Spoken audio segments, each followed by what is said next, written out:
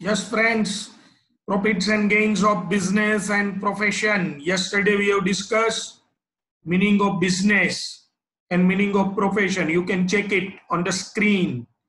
The term business has been defined in section 2, subsection 13 to include any trade, commerce or manufacture or any adventure in the nature of trade, commerce or manufacture. Then the meaning of profession.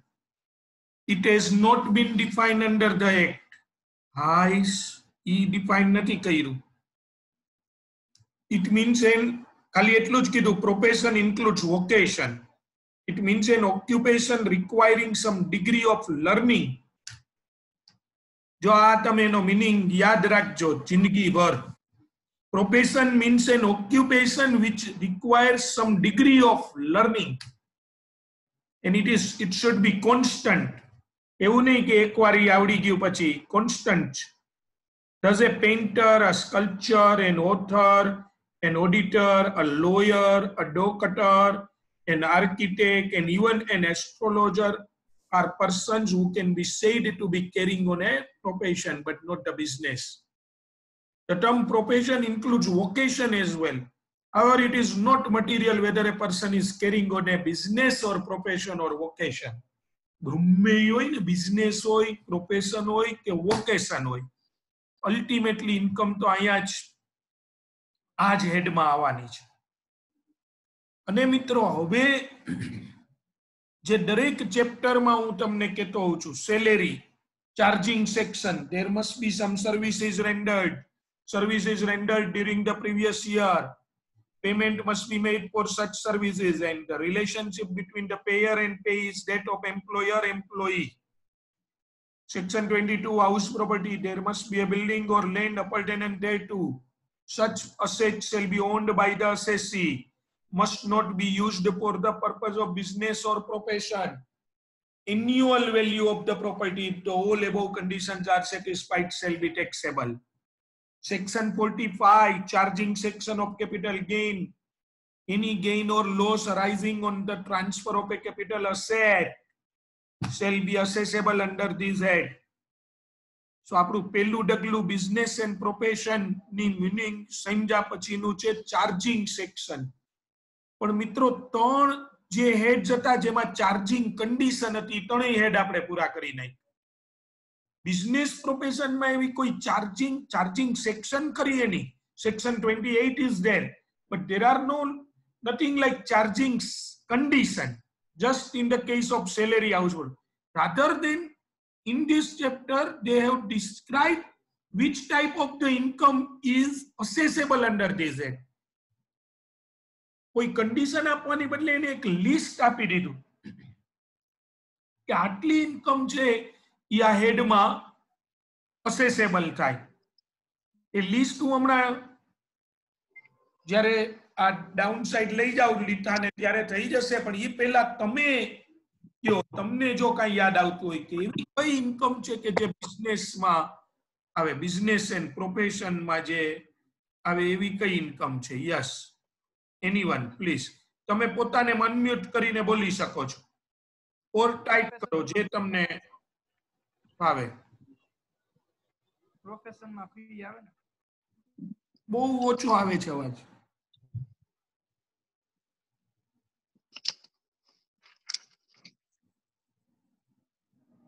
Okay, type જ કરેલું છે. ચલો, હા, fees બરાબર છે. આકાશ, profit સૌથી મહત્વની વસ્તુ શું છે ખબર છે? સૌથી પહેલું જેમાં ઓન એન એવરેજ બધા આવી જશે. હું અહીંયા ટાઈપ કરી દઉં છું તમને દેખાય ઈઝીલી એટલે, અને બોલી સહી કરા. પ્રોફિટ્સ એન્ડ ગેઇન્સ ઓફ, જે ચેપ્ટરનું નામ છે ઈ જ, of any business and profession. What is assessable under these heads? Not a gross receipt. મિત્રો આકાશ, જ્યારે તમે ફીઝ કયો છો તો ગ્રોસ રિસીપ્ટ થઈ, બરાબર છે. Fees received by a chartered accountant is not assessable, but profits and gains of any business and profession. હવે વિચિત્રતા એ છે કે what do you mean by the word profits and gains is not defined under the income tax act. પાછું profit and gain શું કહેવાય એ નથી કીધું, business profession શું કહેવાય કીધું છે ની ભણી ચૂક્યા છે. ચેલ્સીએ જે કીધું એ સાચું છે, જેમાં કોઈ ઇન્વેસ્ટમેન્ટ કરીને પ્રોફિટ ગેઇન થતું હોય, એટલે કે કોઈ એવી એક્ટિવિટી, એટલે જેમાં એટલે કેમાં બિઝનેસ એન્ડ પ્રોફેશન, બરાબર છે.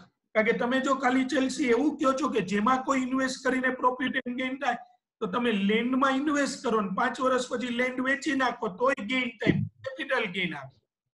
પણ બિઝનેસ એન્ડ પ્રોફેશનમાં ઇન્વેસ્ટ કરો ને પ્રોફિટ મેળવો છો, તો સૌથી પહેલી વસ્તુ તો એ જ છે પ્રોફિટ્સ એન્ડ ગેઇન્સ ઓફ, આ તમને કદાચ નહીં દેખાણું હોય મેં જે ટાઈપ કર્યું એ, એક જ મિનિટ, કારણ કે વેઇટિંગ રૂમમાં વહી ગયું છે.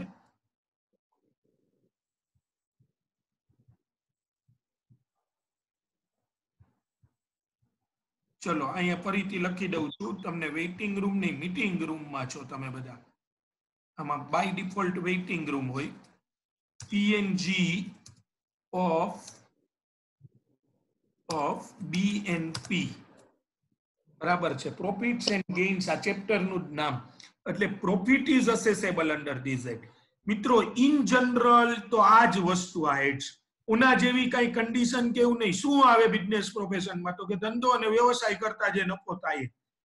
But there are certain other income, અમુક વસ્તુ એવી છે કે જેમાં તમને થોડું કન્ફ્યુઝન હોય, જે બિઝનેસ એન્ડ પ્રોફેશનની નોર્મલ ઇન્કમ કે પ્રોફિટ ન કહેવાય, એવું કંઈક છે જે આ હેડમાં આવે. કેન એનીવન એવું તમને ખબર હોય કે આ ઇન્કમ સર બિઝનેસ પ્રોફેશનમાં આવે, એવું સ્પેસિફિકલી કેવું પડ્યું in addition to this profits and gains. આપણે ભણ્યા છીએ એક બે ઓલામાં, કદાચ તમને યાદ આવી જાય. જસ્ટ ટ્રાય ઇટ, કોઈ ટેન્શન નહીં. એવી કઈ ઇન્કમ, હાલો એ તો બરાબર છે કે કોઈ પણ વ્યક્તિ ધંધો વ્યવસાય કરે, શેર ટ્રેડિંગ, પણ એ બિઝનેસ થઈ ગયો ને. શેર ટ્રેડિંગ છે એ બિઝનેસ થઈ ગયો. સ્ટોક ઇન ટ્રેડ નું કમ્પેન્સેશન, ઓકે. હા, ધ્રુવી ધુડકોટિયા જે કહે છે everyone, yes, remuneration received by the partners, it's good. Any salary, interest, remuneration received by the partner, મિત્રો ભાગીદાર. મને પતંજલિ ઇન્સ્ટિટ્યૂટ માંથી જો કઈ પગાર મળતો હોય, મને પતંજલિ ઇન્સ્ટિટ્યૂટ, તમને યાદ હશે મેં ઇનિશિયલી કીધું હતું કે મને 4 વસ્તુ મળે છે પતંજલિ ઇન્સ્ટિટ્યૂટમાં. એક તો રેમ્યુનરેશન મળે છે, because I am taking lectures and managing the affairs. So એક તો એ મળે છે, બરાબર છે. બીજું મને મળે છે ઇન્ટરેસ્ટ ઓન કેપિટલ, મેં એમાં મૂડીરોકાણ કર્યું છે, આઈ હેવ ઇન્વેસ્ટેડ મની, સો મને એનું વ્યાજ મળે છે, બરાબર છે. ત્રીજો મને પ્રોફિટ મળે છે, મેં રિસ્ક લીધું કે કોઈ પણ પ્રકારની આવી તમે બિઝનેસ પ્રોફેશન એક્ટિવિટી કરો છો, તમારા રૂપીઝ ઇન્વેસ્ટ કરો છો, તમારો ટાઈમ ઇન્વેસ્ટ કરો છો, so you are taking A risk. Otherwise you can invest your money end time in sum other place also.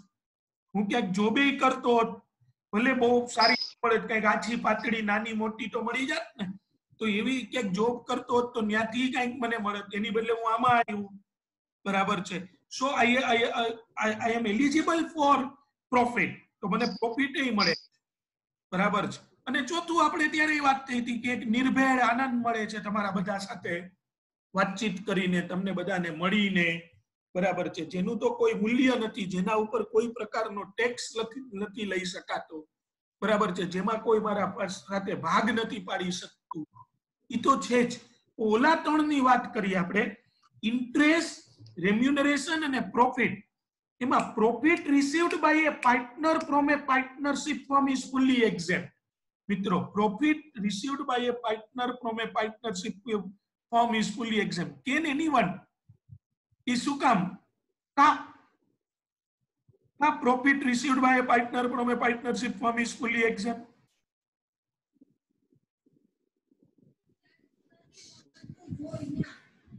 મને પતંજલિમાંથી જે પ્રોફિટ મળે એ કેમ?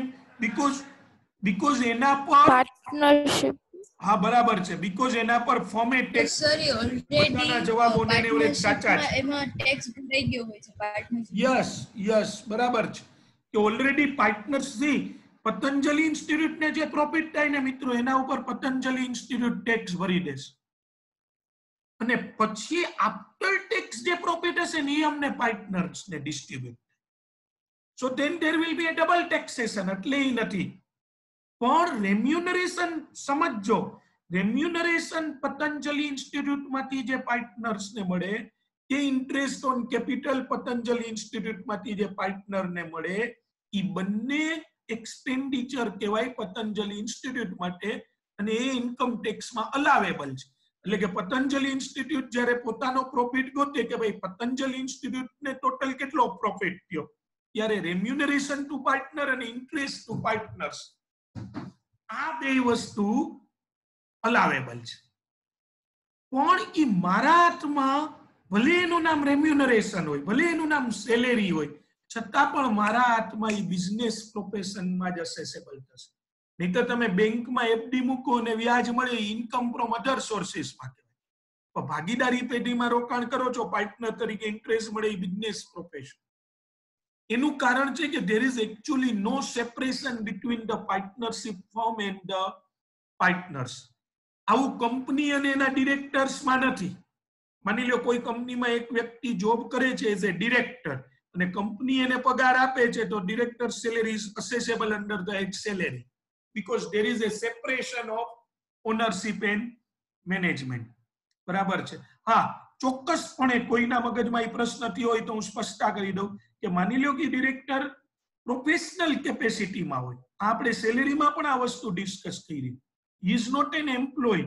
જેમ કે કોઈ કોઓપરેટિવ સોસાયટી અથવા તો બેન્કિંગ કંપની હોય, એમાં કોઈ ચાર્ટર્ડ એકાઉન્ટન્ટ, આપણે બેન્કિંગ કંપની લઈએ, એમાં કોઈ ચાર્ટર્ડ એકાઉન્ટન્ટ એના બોર્ડમાં, બોર્ડ ઓફ ડિરેક્ટર્સમાં એઝ એન એડવાઇઝરી સર્વિસ આપતો હોય, ઓર એડવાઇઝર તરીકે રહ્યો હોય. He is not an employee, he should be independent. Employee can never be an independent person. What is to be done and how it is to be done, both are to be governed by or guided by the employer. એટલે એ chartered accountant ની employ નથી, તો એને કંપનીમાંથી જે રેમ્યુનરેશન મળે એ business પ્રોફેશનમાં કહેવાય. પણ જો ડિરેક્ટર છે એ એમ્પ્લોય છે, ટર્મ્સ ઓફ કન્ડિશન જોવાનું, તમને યાદ હશે સેલેરી, એનો એગ્રીમેન્ટ જોવાનું. જો એમ્પ્લોયર એમ્પ્લોય એગ્રીમેન્ટ હોય તો એ ડિરેક્ટરને જે પગાર મળે એ સેલેરીમાં આવે. પણ અંકુર પોપટને પતંજલિ ઇન્સ્ટિટ્યૂટમાંથી જે કાંઈ પણ મળે પાર્ટનરશિપ ફર્મમાંથી ઇન્ટરેસ્ટ કે રેમ્યુનરેશન, એ એટલા માટે સેલેરીમાં ન આવે રેમ્યુનરેશન, ખાસ કરીને because it is not the profession, only the profession of Patanjali Institute, it is also my profession. આ મારો પણ, હું પણ, એટલે પાર્ટનરે એમાં છે અને પાર્ટનરશિપ ફર્મ એ છે. તમને જરાક આમ કોરિલેટ કરાવું. Any house property owned by a partner used by the partnership firm. જોજો, any house property owned by a partner or any building owned by a partner used by the partnership firm, then it is considered as used by the partner for his own business and profession.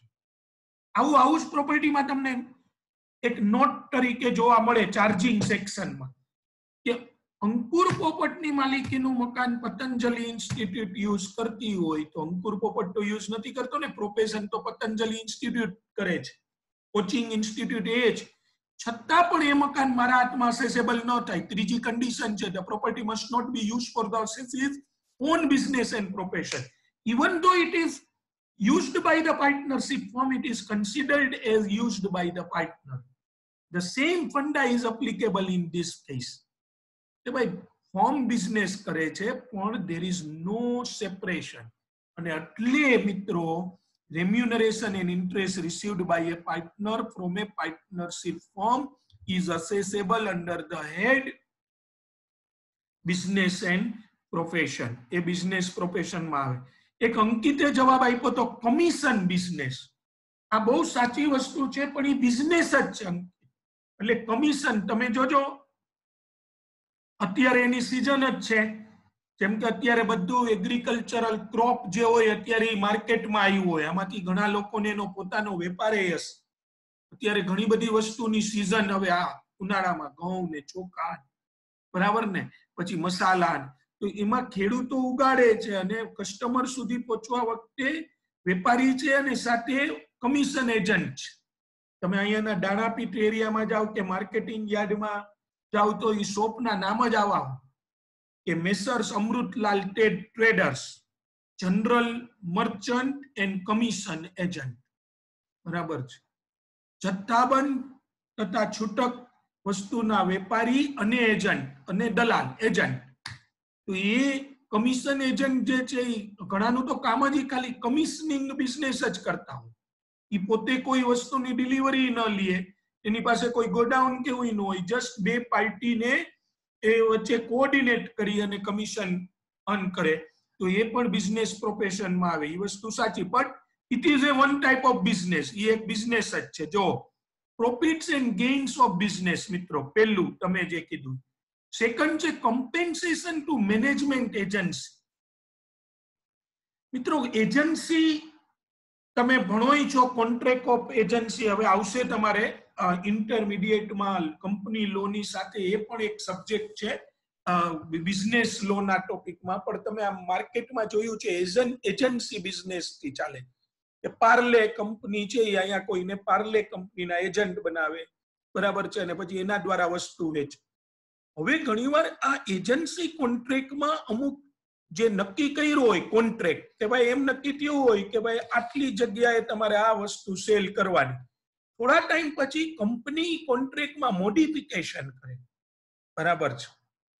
તો એ modification કરે તો એજન્ટને કઈક એમાં હવે થોડું ઘણું financial loss જાય છે. તો એ તમે કોન્ટ્રાક્ટ એક્ટ ભણ્યા છો એટલે તમને ખબર છે કે in such A case the person who wants to modify the contract has to compensate the other party. તો એ જે કમ્પેન્સેશન આપે એ થોડા ઘણા અંશે કેપિટલ નેચરનું છે, છતાં પણ સેક્શન 28 જોવો મિત્રો, એ એવું કહે છે કે such compensation shall be assessable under the head business and profession. Profit and gains જે નોર્મલ થાય છે એ તો છે જ, પણ આ એવા પોઈન્ટ બધા કહે છે કે જેમાં તમને કોઈ અધર એવા જેને કહી શકાય એક્સેપ્શનલ વસ્તુઓ છે કે જે પણ બિઝનેસ પ્રોફેશનમાં આવે. જેમ કે mister X is the sole selling agent, sole selling of Raj enterprise in India on 17. Sole selling એટલે એક જ વ્યક્તિ એજન્ટ હતો આખા ગામ. ઓન 1714 his agency agreement being modified, treating him as selling agent of South India only. લ્યો ન્યા મોકલી દીધો ખાલી સાઉથ ઇન્ડિયામાં જ. પેલા એ આખા ભારતનો સોલ સેલિંગ એજન્ટ હતો. And for the same he has been compensated. અને એના માટે એને એટલે હવે એને નેચરલી કમિશન ઓછું મળશે. પેલા એ ઓલ ઓવર ઇન્ડિયાનો સોલ સેલિંગ એજન્ટ હતો. હવે એને આ ટર્મ્સમાં ફેરફાર થયા. પેલા 5 વર્ષનો કોન્ટ્રાક્ટ કર્યો હતો કે તમે 5 વર્ષ સુધી સોલ સેલિંગ એજન્ટ, હવે એકાએક તમે બદલાવી નાખો છો તો 25 lakhs નું કમ્પેન્સેશન આપ્યું. એ 25 lakhs રૂપીસ છે એ રાજ ટ્રેડર્સ અથવા રાજ એન્ટરપ્રાઇઝના હાથમાં બિઝનેસ પ્રોફેશનમાં આવે. એવી જ રીતે થર્ડ પોઈન્ટ છે income from trade professional association.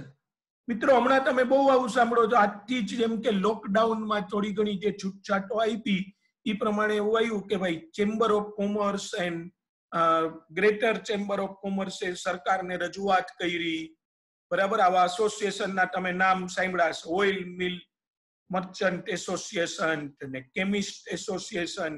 આવા બધા ટ્રેડ એસોસિએશન છે, વેપારી સંગઠન. એ લોકો એના મેમ્બર્સ પાસેથી રૂપિયા લે અને સરકાર પાસે રિપ્રેઝન્ટ કરાવે, મેમ્બર્સનો યુનાઇટેડ વોઇસ બને, બરાબર છે. તો એ એવા લોકો છે એ જુદી જુદી પછી ડિરેક્ટરીઝ બહાર પાડે, એના ઇન્ફોર્મેટિવ સેમિનાર્સ કરે.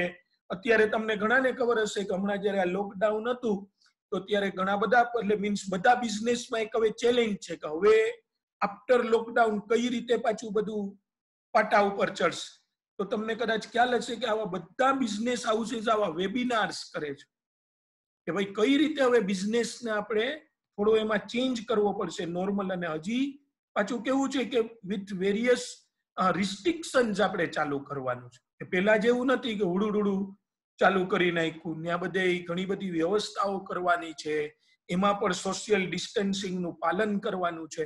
સો એ બધું અને થોડી પાછું માથે ચિંતાનું પણ ઓલું ખરું જ કે આવી બધી બીમારીઓમાંથી આપણે કઈ રીતે બચીશું જ્યારે આવી રીતે કામ કરીશું ત્યારે. તો એવા કેસના એના વેબિનાર્સનું આયોજન કર્યું. જેમ કે બિલ્ડ રિયલ એસ્ટેટ અત્યારે સાવ ડાઉન છે, તો રિયલ એસ્ટેટના અહીંયાનું રાજકોટ બિલ્ડર્સ એસોસિએશન છે ને એને વેબિનાર કે ભાઈ હવે કઈ રીતે બિલ્ડર્સ છે એ પોતાનું કામ કરશે. કારણ કે મજૂરો જે છે, વર્કર્સ છે, એ પણ ઘણા બધા પલાયન થઈ ગયા, બીજે વયા ગયા. So there will be a challenge. અને ઓલરેડી એ લોકોએ અમુક બિલ્ડિંગ્સ વેચી નાખ્યા હોય, જેનો સોદો તો મીન્સ પ્રાઇસ ફિક્સ થઈ ગયો હોય ને હવે એની કોસ્ટમાં તમે બધા તો પાછા ચેમ્પિયન છો કોન્ટ્રાક્ટ કોસ્ટિંગ માં તમે ભણ્યા જ. હવે આ બધું આ 1-1.5 મહિનો બંધ થયું તો બધી પ્રાઇસ કોસ્ટમાં પણ ઘણો બધો ફેર. તો આ બધાને કેવી રીતે મેનેજ કરવું એની અન્ડરસ્ટેન્ડિંગ આપે. આ association not for profit objective હોય, કોઈ એનો પ્રોફિટ અર્ન કરવાનો ન હોય, પણ આવી બધી પ્રવૃત્તિ કરતા હોય. મેમ્બર્સની મીટિંગ કરે, અમુક એના સાહિત્યનું વેચાણ કરે, બરાબર છે, ક્યારેક સેમિનાર્સ કરે. So income derived by such trade professional or similar association from rendering specific service to its member shall be taxable under this act. કઈ રીતે ની બધું આપણે પછી ભણીશું. અત્યારે આવા એસોસિએશનની પણ ઇન્કમ છે એ આમાં ટેક્સેબલ છે. એવી જ રીતે મિત્રો એક્સપોર્ટ ઇન્સેન્ટિવ્સ મળ્યા હોય. એક્સપોર્ટ ઇન્સેન્ટિવ્સ એટલે તમને ખ્યાલ છે કે જે કોઈ અન્ડરટેકિંગ ઓર પેઢી વેપારી એક્સપોર્ટ કરતો હોય તો ગવર્મેન્ટ એને અમુક બેનિફિટ્સ આપે છે. આ એક્સપોર્ટ ઇન્સેન્ટિવ્સ ઓર બેનિફિટ્સ ગવર્મેન્ટ ઘણીવાર શું થાય એ એક્સપોર્ટ ટાર્ગેટ્સ પૂરા કરે ને પછી આપે. તો એક પ્રકારનું કેપિટલ રિસિપ્ટ હોય અને ઘણીવાર it is not related to the business. આ તો તમને પ્રોત્સાહન આપ્યું, ગવર્મેન્ટે અમુક બેનિફિટ્સ આપ્યા, પણ as it is exercised, as it is received from exercising your business, એ મળ્યા શું કામ તમને ખબર છે? કારણ કે તમે બિઝનેસ કરો છો. That's why such export incentives are taxable under the head business and profession. જેમ કે દિવ્યરાજસિંહે લખ્યું, બહુ પરફેક્ટ દિવ્યરાજસિંહ, જીએસટી માં જે રાહત આપે, તો કોઈ પણ પ્રકારના ટેક્સીસમાં રાહત આપે, કેશ આસિસ્ટન્સ આપે, કેશ ડોલ્સ પ્રોવાઈડ કરે, આવું જે કાંઈ પણ સરકાર કરે છે, ડ્યુટી ડ્રોબેક જે મેં લખ્યું જ છે, કસ્ટમ્સમાં અમુક ફેરફાર કરે છે, તો એ બધા બેનિફિટ્સ એમાં આવશે. પછી છે પરક્યુઝિટ્સ ફ્રોમ બિઝનેસ એન્ડ પ્રોફેશન. ચોંક ગઈ એક બે જણા કે પરક્યુઝિટ તો સેલેરીમાં આવતી હતી. મિત્રો જો એમ્પ્લોયને કોઈ પરક્યુઝિટ મળે ને એમ્પ્લોયને, તો ઈ એના એમ્પ્લોયર પાસેથી તો ઈ 100% સેલેરીમાં આવે. પણ any perquisites or benefits received by any person from exercising his business or profession, તમારા બિઝનેસ પ્રોફેશન ને કારણે તમને કોઈ બેનિફિટ મળે છે, there is no employer employee relations, then it will be under the head business and profession. જો if an authorized dealer of a company receives a car over and above his commission, તમને ખ્યાલ હશે ઘણી company એના એજન્ટને, એના ડિસ્ટ્રીબ્યુટરને, ડીલરને પ્રોત્સાહન આપવા માટે કમિશન તો હોય જ, પણ પછી અમુક ટાર્ગેટ પૂરા કરો ને તો કંઈક ગિફ્ટ આપે, ઘણીવાર ફોરેન ટ્રીપ આપે. હવે હમણાં 2 વર્ષ સુધી નહીં આપે કારણ કે ઈ પ્રોત્સાહન ન કહેવાય, એને મોટિવેટ કર્યા ન કહેવાય. હવે ફોરેન ટ્રીપ આપે તો ઈ ડિમોટિવેટ કર્યા કહેવાય, ઈ પનિશમેન્ટ કહેવાય. હમણાં નહીં પણ ભૂતકાળમાં તમને, પ્રાચીન કાળમાં તમને જો ખબર હોય તો કોઈ સારા એવા ટાર્ગેટ એચીવ કરો ને તો એ પ્રાચીન કાળમાં ફોરેન ટ્રીપ આપતા, બરાબર છે, કાર આપે, એચીવિંગ સેલ્સ ટાર્ગેટ. તો આ જે બેનિફિટ્સ તમને મળ્યા, તમે કે અમને તો બિઝનેસ કરી એમાંથી કમિશન મળી, કમિશન અમારી બિઝનેસ ઇન્કમ. આ તો અમને છે ને કંપની વાળા અમે અમુક ટાર્ગેટ પૂરા કર્યા ને એટલે આપ્યું. પણ તો તમે અમુક ટાર્ગેટ પૂરા કર્યા એટલે તમે આપ્યું, એ તમારા બિઝનેસ પ્રોફેશન ને કારણે જ થયું છે ને. તો એ જે કાર આપી ને એ પણ બિઝનેસ ઇન્કમ તરીકે એવરીવન. એ પછી છે રેમ્યુનરેશન ટુ પાર્ટનર, એ આપણે વાત થઈ ગઈ છે, નહીં સમજાવું. એના પછીનો 7th પોઈન્ટ, એટલે નહીં સમજાવું એટલે કરાવી દીધો જો. એના પછીનો 7th પોઈન્ટ જોવો મિત્રો, એમાઉન્ટ રિસીવ્ડ ઓર રિસીવેબલ ફોર સર્ટેન એગ્રીમેન્ટ. આ જરા મહત્વનો પોઈન્ટ છે. હેલ્પિંગ હેન્ડ जरा ત્યાં નિશાની કરી દે. amount received or receivable for certain agreement. જો હું વાંચું છું any sum whether received or receivable in cash or in kind, બરાબર છે ભલે રહ્યું. any sum whether received or receivable in cash or in kind under an agreement. મિત્રો under an agreement તમે જોવો તો ખરા for not carrying out any activity. Helping hand જ જોઈ છે, હેલ્પિંગ હેન્ડ્સ નથી જોતા, બરાબર છે. not carrying out any activity in relation to any business. જો તમને કોઈ રૂપીસ એવા મળે જેમાં તમે કોઈ એવો એગ્રીમેન્ટ કરો છો કે તમે પર્ટિક્યુલર એરિયામાં બિઝનેસ અથવા તો કોઈ પર્ટિક્યુલર એક્ટિવિટી જ નહીં કરો. any sum received for not carrying out any activity. કોઈ બિઝનેસ એક્ટિવિટી તમે નહીં કરો એના માટે તમને રૂપિયા મળ્યા. બોલો, બિઝનેસ કરીને જે રૂપિયા મળે ને એ બિઝનેસ પ્રોફેશન માં આવે. એ સાંભળ્યું તું? આ તો જબરું. Not carrying out. ઘણા આપણે નો કહી કે ભાઈ, ઘણા શું કે ક્યારેક આમ ગ્રુપમાં કોઈ કાર્યક્રમ હોય ને, કઈક આયોજન કરતા હોય, ફંક્શન કે એવું કરતા હોય ને, એમાં એકાદો એવો માથાકૂટીઓ ને આમ બે જવાબદાર માણસ હોય ને, પછી આપણે બધું આયોજન કરતા હોય ને, એટલે કે આ કાર્યક્રમમાં મારે શું યોગદાન આપવાનું? નહીં, તું કાંઈ ન કર ને એ તારું શ્રેષ્ઠ યોગદાન છે, બરાબર. તું શાંતિથી બેસ, એ તારું શ્રેષ્ઠ યોગદાન. એમ તો એટલે એના જેવું એક નહીં. જેમાં કોરોનામાં આપણને ન કીધું, ઘણા એમ થતું હતું કે અમે કઈક દેશ માટે કરી નાખી, આટલી મોટી મુશ્કેલી આવી, એ કાંઈ કરવું નથી, ખાલી શાંતિથી ઘરે બેસ, બરાબર છે.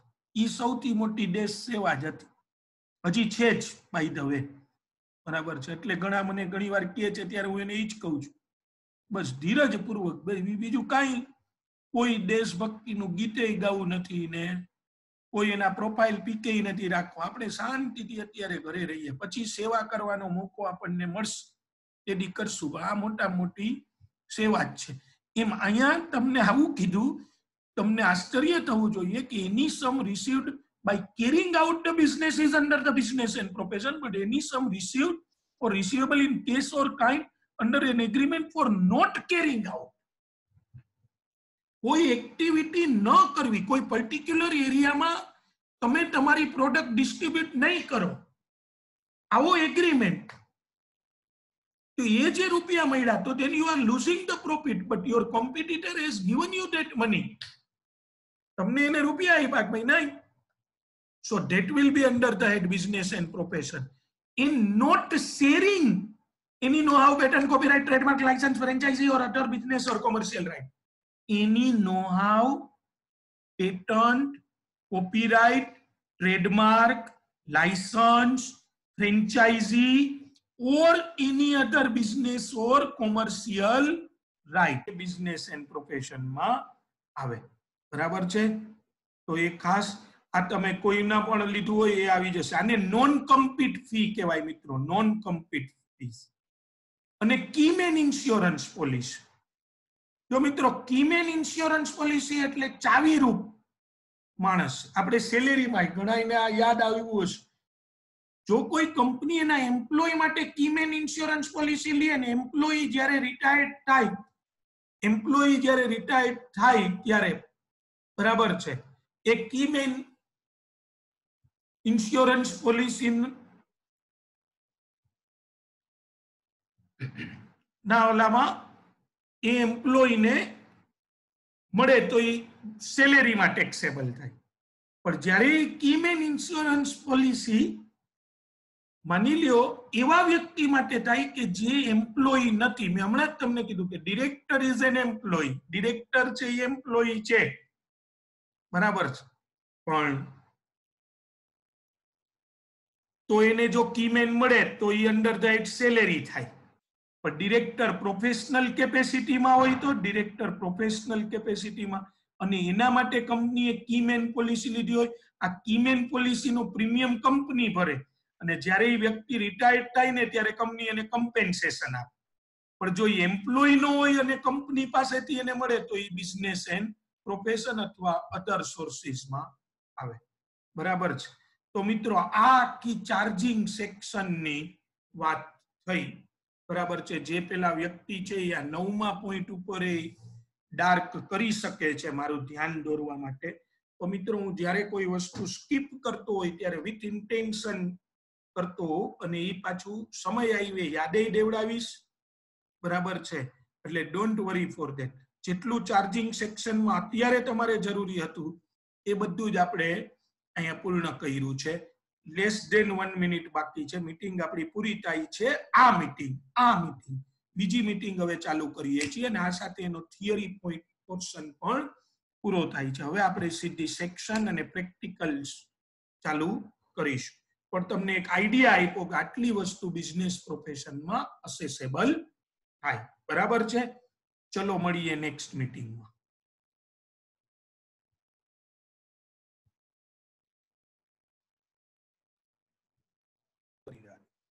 Yes, so friends, we have completed charging section. We have taken an overview of charging section, brief overview. But you can easily understand all the factors which are covered under the charging section when you will complete the whole chapter. આમાં શું છે અમુક વસ્તુનો reference ચેપ્ટરમાં આવશે. આને એક list આપ્યું છે કે કેવી ઇન્કમ બિઝનેસ પ્રોફેશનમાં અસેસેબલ થાય. એટલે અત્યારે અમુકમાં મેં તમને ખાલી આવી વાતો જ કરી છે અને એનો એક બ્રીફ ઇન્ટ્રોડક્શન આપ્યું. પણ જેમ જેમ તમે ચેપ્ટર ગણતા જશો એમ તમને ખ્યાલ આવતો જશે. એટલે ડોન્ટ વરી. બરાબર છે. અધર પોઈન્ટ્સ તમારે ઘરે વાંચવાના છે. બરાબર છે. એ પણ ચેપ્ટરમાં આવશે પણ તમારા નોલેજ માટે વાંચી શકો. Method of accounting. મિત્રો આ એક પોઈન્ટ મારે ડિસ્કસ કરવો છે કે બિઝનેસ ઇન્કમ અને પ્રોફેશનલ ઇન્કમ એટલે કે પ્રોફિટ્સ ગોતવા માટે પ્રોફિટ એટલે શું એ ઇન્કમ ટેક્સમાં સમજાયું બેઝિકલી નથી, ડાયરેક્ટલી નથી. So you have to go with a general interpretation of the profit. General interpretation means accounting interpretation. By the way profit શબ્દ જ એકાઉન્ટિંગ નો છે. એટલે એકાઉન્ટ્સમાં જે રીતે તમે કોઈ બિઝનેસમાં કે પ્રોફેશનમાં પ્રોફિટ ગોતો એવી જ રીતે આમાં પણ તમારે કેલ્ક્યુલેટ કરવાનો થાય. બરાબર છે. હવે તરત જ એકાઉન્ટ્સમાં જ્યારે પ્રોફિટની વાત આવે ને તો તમારા માઇન્ડમાં એક કન્સેપ્ટ આવવો જોઈએ, પ્રિન્સિપલ ઓફ અક્રુવલ, કન્સેપ્ટ ઓફ અક્રુવલ. બરાબર છે. પ્રુડન્સ પણ કહે છે ને વ્યાજબીપણાનો સિદ્ધાંત. that expenditure are recorded as and when the liability to pay arise and income is recorded when right to receive is materialized. ખર્ચ ક્યારે લખાય? જ્યારે એ ખર્ચની જવાબદારી થાય. અને આવક ક્યારે લખાય? જ્યારે એમાં કોઈ અનસર્ટેનિટી ન. તમે બધા એકાઉન્ટિંગ સ્ટાન્ડર્ડ્સ પણ જુદા જુદા ભણો છો, એમાં પણ આ વસ્તુ તમે જોયેલી હશે. તો પ્રોફિટ ગોતતી વખતે અમુક એવા ખર્ચ કે જે પેમેન્ટ ન કર્યું હોય પણ એક્સપેન્ડિચર અક્રુ થઈ ગયા હોય તો એ બાદ મળે. એટલે એક પ્રશ્ન આવીને ઉભો રહ્યો કે આમાં ઇન્કમ ગણતી વખતે શું કરવાનું? જે પેમેન્ટ કર્યું હોય એ જ પ્રમાણે લેવાનું કે અક્રુઅલ બેઝ લેવાનું?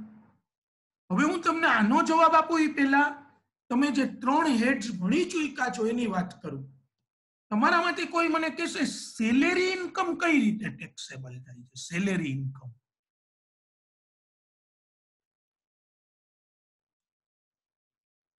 સેલેરી ઇન્કમ કઈ રીતે taxable?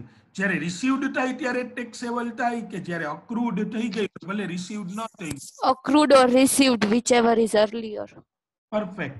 Accrued or received, whichever is earlier. મિત્રો યસ, ડ્યુ ઓર રિસીવ. એનો અર્થ શું થયો કે એમ્પ્લોયની મેથડ ઓફ એકાઉન્ટિંગ ગમે તે હોય, એમ્પ્લોય જે છે એની મેથડ ઓફ એકાઉન્ટિંગ કોઈ પણ હોય. બરાબર. It doesn't make any difference. એ કોઈ એમાં ડિફરન્સ મૂકતો નથી. એની જે કોઈ પણ મેથડ હોય એ ચાલે. અચ્છા, હાઉસ પ્રોપર્ટી ઇન્કમ ફ્રેન્ડ્સ,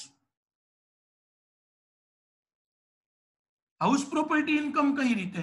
જ્યારે ભાડું મળે ત્યારે ટેક્સેબલ થાય કે ભાડું વર્ષ પૂરું થઈ ગયું અને રેન્ટ અક્રુ થયું ત્યારે થાય કે કઈ રીતે? રેન્ટ સાથે કઈ લેવા દેવા જ ન હોય. અગર બિલ્ડિંગ છે તો રેન્ટ હા, ટેક્સેબલ એને થાય. ખરેખર મેથડ ઓફ એકાઉન્ટિંગ સાથે કઈ યસ ભાવી કઈ જે કહે છે કે નોશનલ ટેક્સેબિલિટી એન્યુઅલ વેલ્યુ ઇઝ ટેક્સેબલ. તારું મકાનનું ભાડું ડ્યુ નો થયું હોય તોય ટેક્સેબલ હો. અરે ભાડે જ નો આપ્યું હોય ને તોય ટેક્સેબલ. Deemed let out. તમે મેથડ ઓફ અકાઉન્ટિંગ ની વાત કરો છો, બરાબર? અચ્છા, કેપિટલ ગેઇન, ऐसा तो हमने कभी सोचा ही नहीं था. नहीं विचारવું પડે ને આવી રીતે. કેપિટલ ગેઇન કઈ રીતે ટેક્સેબલ થાય? કેપિટલ ગેઇન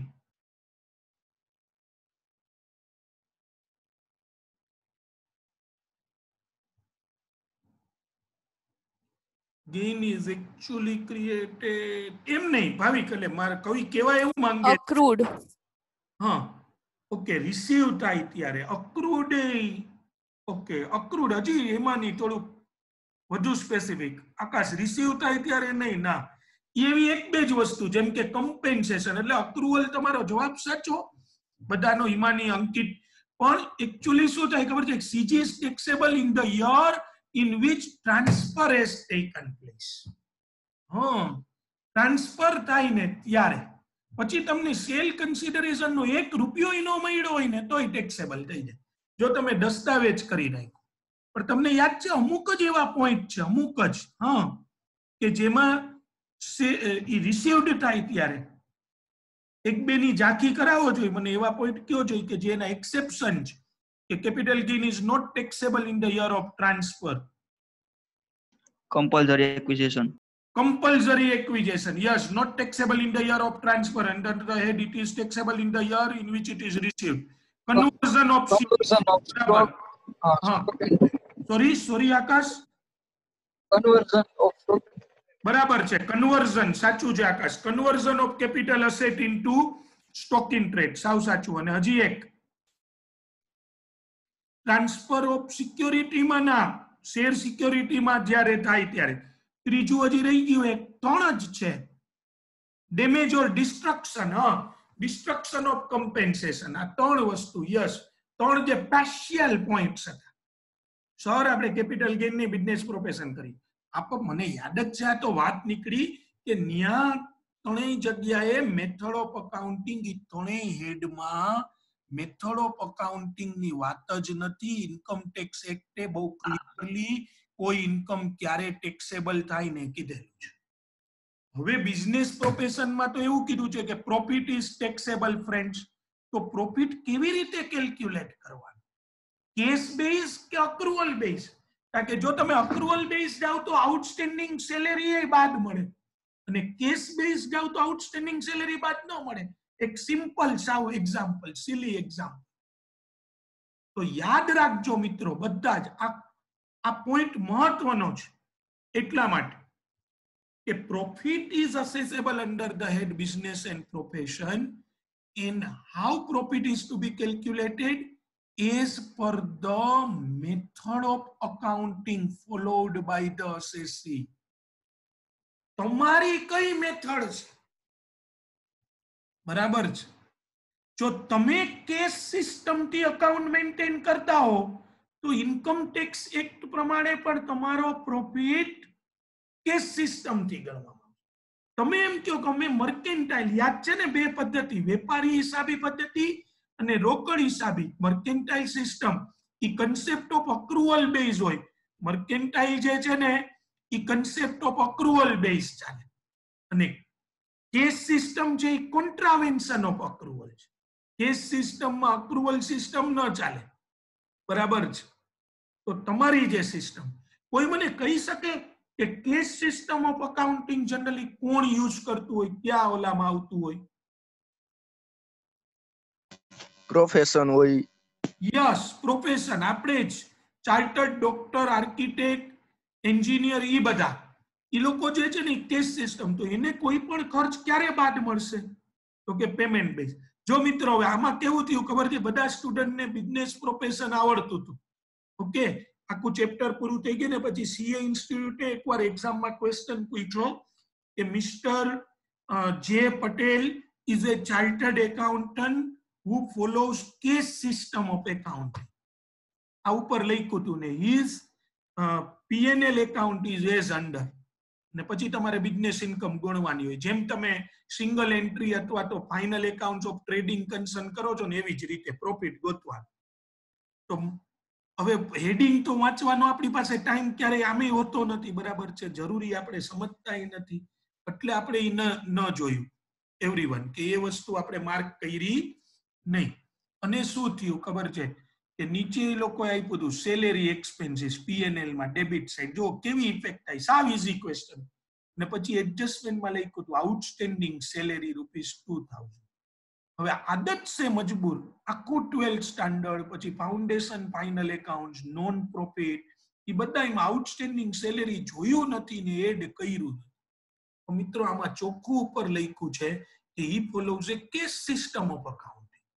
જો એ cash system of accounting maintain કરે છે તો આઉટસ્ટેન્ડિંગ સેલેરી એને ખર્ચ તરીકે બાદ ન મળે. અને એવી જ રીતે એમાં ઇન્સ્યોરન્સ પ્રીમિયમ હતું જેમાં લખ્યું હતું it is paid up to 30th June 2019.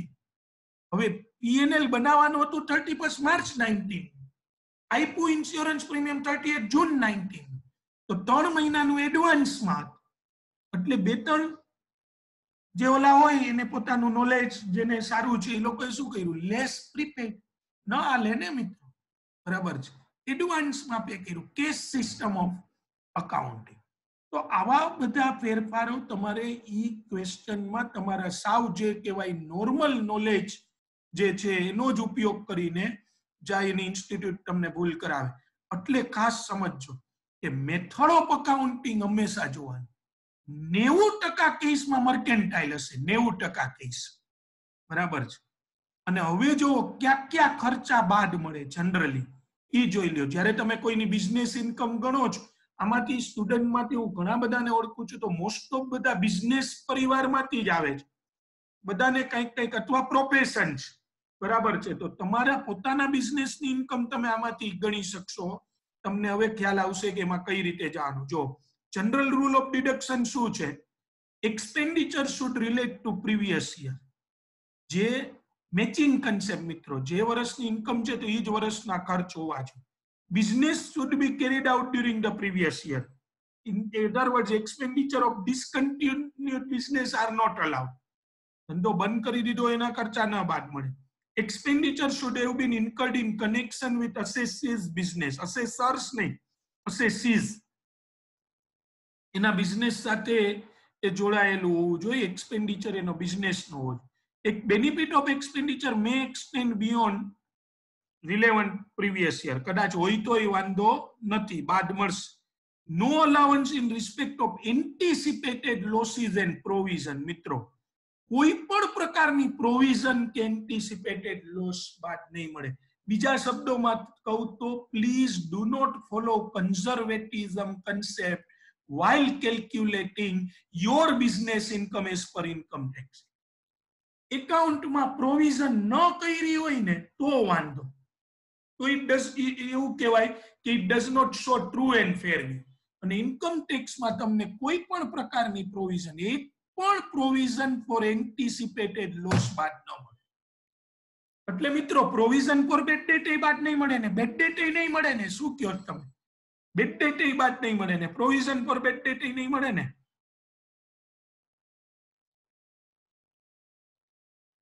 Bed date તો મળે, બેડ ડેટ મળશે, યસ, એક્ચ્યુઅલ બેડ ડેટ મળશે. પણ જે ઓલામાં તમે ગાલકા અનામત પ્રોવિઝન ફોર બેડ ડેટ કરતા હતા ને એ નહીં મળે, બરાબર છે. અને expenditure incurred before the setting up of a business, generally એવા બધા ખર્ચા બાદ ન મળે. હવે એક પ્રિલિમિનરી એક્સપેન્ડિચરની પ્રોવિઝન છે એ બાદ તમને એમાં જે પ્રમાણે કન્ડિશન સેટિસ્ફાઈ કરશો ને તો બાદ મળશે. Manner of computation. મિત્રો આ સૌથી સારામાં સારી સેક્શન છે, સેક્શન 29. બિઝનેસ પ્રોફેશનમાં ઇન્કમ કેમ ગોતવી, તો કે જો in accordance with section 30 to 43. Best salt and sweet. કોના પ્રમાણે બિઝનેસ ઇન્કમ ગણવી? સેક્શન 3243D પ્રમાણે. બરાબર છે. હવે આવે છે yes yes bad debt deducted થાય, બટ જો બુક્સ ઓફ એકાઉન્ટમાં રેકોર્ડ ના હોય ભાવિની બહુ એ વાત તારી સાચી છે, પણ આપણે બેડ ડેટ્સ બાદ મળશે એના સેક્શન 36 વખતે ડિસ્કસ કરીશું કે that it should be actually written off in the books of account, any condition છે. સો કેમ બેડ ડેટ બાદ મળશે એ આપણે ભણીશું. યસ ત્યારે વાત કરીશું. બાકી વાત સાચી છે, બુક્સ ઓફ એકાઉન્ટમાં રાઇટ ઓફ કરેલી હોવી જોઈએ. મિત્રો હવે ચાલુ થાય છે કે ક્યાં ડિડક્શન બાદ તમને ઇન્કમ સામે મળે. તો એમાં જો કોઈ પણ તમે બિઝનેસ કરો ને તો સૌથી પહેલું આવે તમારે જે જરૂર પડે બિઝનેસ માટે તમારું પોતાનું એક ઇન્ફ્રાસ્ટ્રક્ચર. બરાબર છે. એટલે બિલ્ડિંગ કે એવું કશું જોઈએ. મોસ્ટલી જરૂરી નહીં બધા બિઝનેસ માટે બિલ્ડિંગ જોઈએ જ. બરાબર છે. પણ મોટે ભાગે તો એ જે તમે બિઝનેસ કરો છો એનું બિલ્ડિંગ રિલેટેડ તમને ક્યાં ખર્ચા બાદ મળે. આ ચેપ્ટરમાં આપણે એવી રીતે જાશું કે હું શીખવાડું ને તમે યાદ રાખો એમ નહીં. તમે જ મને કહો કે સર બિઝનેસ કરતા હોય એમાં બિલ્ડિંગના ક્યાં ખર્ચા બાદ મળશે. આપણે જે કર્યું હોય, તમે પોતે બિઝનેસમેન છો, બિઝનેસ વુમન છો, તમારા પેરેન્ટ્સના બિઝનેસ છે, તો એમાં તમને ક્યાં ખર્ચાઓ બાદ મળે. ચલો building related building related. Yes સૌથી પહેલું જે યાદ આવે કૃતિકે જે કીધું કે બિલ્ડિંગનું ડેપ્રિસિએશન. વાત સાચી છે, પણ એના વિશે હું પછી હમણાં એક્સપ્લેન કરું. ચલો ડેપ્રી પોઈન્ટ સાચો. એ સિવાય યસ આન્સર આવવા માંડ્યા છે. Repairs and maintenance, insurance, rent. Very good. જો building owned yes municipal taxes. બરાબર છે. કલર કામ એટલે રિપેરિંગ એન્ડ મેન્ટેનન્સ. ચેલ્સી જે કે છે એ વાત એ સાચી. Interest on loan, interest on loan. બરાબર છે. તો હવે તમે ઓન એન એવરેજ બધા ખર્ચાઓ કહી દીધા. જોવો હવે જરા તમે જોવો મેં આન્સર આપ્યો છે. Deduction in respect of building expenses. If building is taken on rent or lease, building છે એ રેન્ટ, હા લાઇટ ફિટિંગ, કલર કામ બધું જ. પણ લાઇટ ફિટિંગ છે ને જો સાગર એ ટૂંકમાં પાર્ટ ઓફ ધ બિલ્ડિંગ જ હોય. તમે લ્યો છો નવું અને ફિટિંગ, જેમ આપણે હમણાં એક રૂમમાં બધું નવેસરથી લાઇટ ફિટિંગ કરાયું તો એ કેપિટલ એક્સપેન્ડિચર કહેવાય ને. મને એના ઉપર ડેપ્રી મળે. ડેપ્રી. બરાબર છે. પણ જો હવે છે જવાબ, તમે જરા વાંચજો. Deduction in respect of building shall be allowed in the following manner. If building is taken on rent or lease, જો ભાડે છે, આપણે તો ધંધો કરવો ભાડાના મકાનમાં, રહેવું ભાડાના મકાનમાં, ધંધોય ભાડાના મકાનમાં કરે, તો રેન્ટ પેડ બાદ મળે. ઇન્સ્યોરન્સ પ્રીમિયમ તમે ટેનન્ટ તરીકે ચૂક્યું હોય તોય બાદ મળે. મ્યુનિસિપલ ટેક્સીસ એ બાદ મળે. તમે ટેનન્ટ છો પણ મ્યુનિસિપલ ટેક્સીસ ની જવાબદારી તમારા ઉપર છે તો તમને બાદ મળે. Current repairs. કરંટ રિપેર્સ એટલે don't take it in terms of tenses કે પાસ્ટ, કરંટ એન્ડ ફ્યુચર. એમ નહીં પાસ્ટ, પ્રેઝન્ટ એન્ડ ફ્યુચર એવી રીતે નથી. કરંટ એટલે રેવન્યુ. જો ઇન્ટુ બ્રેકેટ કીધું જ રેવન્યુ એક્સપેન્ડિચર. જનરલી ટેનન્ટ કરે રિપેરિંગ, મેન્ટેનન્સ, એમાં કલર કામે આવી ગયું, એ રેવન્યુ. પણ કેપિટલ એક્સપેન્ડિચર ન બાદ. કેપિટલ રિપેરિંગ કર્યું હોય તો એનું શું થાય? તો ધંધો કરતા હોય તો બિલ્ડિંગમાં કેપિટલ રિપેરિંગ ન કરવું પડે. કેપિટલ રિપેરિંગ, કેપિટલ એક્સપેન્ડિચર એટલે એવું કે જેના બેનિફિટ લાંબા સમય સુધી મળે. માની લો કે તમારું જે બિઝનેસનું બિલ્ડિંગ છે ને એમાં ઉપલો માળ જ નથી, તો તમે આખો કન્સ્ટ્રક્ટ કર્યો ઉપલો માળ. બરાબર. તો ઈ ન બાદ મળે તો ખોટું જ કહેવાય ને કે એમાં કઈ બીજું હોય મળે. કેપિટલ એક્સપેન્ડિચર કર્યા હોય તો એનું શું કરવાનું? યસ આવી ગયા છો જવાબો. હા એના ઉપર ડેપ્રી મળશે, સાચી વસ્તુ છે, પણ એ ખર્ચ તરીકે તરત બાદ નહીં મળી જાય. એના ઉપર જો તમે જે એકાઉન્ટના કન્સેપ્ટ છે એ જ છો મિત્રો, બધાય એકાઉન્ટ્સ વાળના જ કન્સેપ્ટ. કેપિટલ રિપેર્સ બાદ નહીં મળે. જો બિલ્ડિંગ ઓન્ડ બાય ધ અસેસી હશે તો રેન્ટ નો તો કોઈ સવાલ જ નથી આવતો. ઇન્સ્યોરન્સ પ્રીમિયમ બાદ મળે, મ્યુનિસિપલ ટેક્સીસ બાદ મળે, કરંટ રિપેર્સ બાદ મળે. પણ એને પણ ઓનરને પણ કેપિટલ એક્સપેન્ડિચર તો ટેકનિકલી ન જ મળે. અને જનરલી ટેનન્ટ છે એ તો કેપિટલ રિપેર કરાવતોય ન હોય મિત્રો. કોઈ વાર લીઝ ઉપર બહુ લાંબા ગાળે લીઝ ઉપર લીધું હોય અને તમે કઈ કેપિટલ એક્સપેન્ડિચર કરો ને તો તમને ભલે ટેનન્ટ છો પણ તમને સબસ્ટેન્સ ઓવર ફોર્મ પ્રમાણે એના ઉપર ડેપ્રિસિએશન મળી છે. હવે બે આશ્ચર્ય તમને અત્યારે થઈ રહ્યા છે, એક કૃતિક અને એક ચેલ્સી, જે બેએ જવાબ આપ્યા હતા. એકે કીધું હતું ડેપ્રિસિએશન, બીજાએ પણ આપ્યા હતા ડેપ્રીના. પેલો આન્સર આનો હતો આઈ થિંક. એક તો ડેપ્રિસિએશન ઈ આમાં નથી જો, અને બીજું ઇન્ટરેસ્ટ ઓન લોન. કોઈ કહી શકે આમ એમને જનરલ નોલેજ ના ઓલાથી કે બે કેમ આમાં નથી? બિલ્ડિંગ નું ડેપ્રી તો બાદ મળવું જ જોઈએ બિઝનેસ સામે, અને ઇન્ટરેસ્ટ ઓન લોન એ બાદ મળવું જોઈએ. બિલ્ડિંગ માટે લોન લીધી હોય તો વ્યાજ. અચ્છા, ઘણા એમ નહીં કહેતા હો કે અત્યારે હમણાં લોન નું વ્યાજ આજે વીરુએ બાદ કરી દીધું, 6 મહિના સુધીનું વ્યાજ માફી આપી દીધું, એટલે એમ નહીં.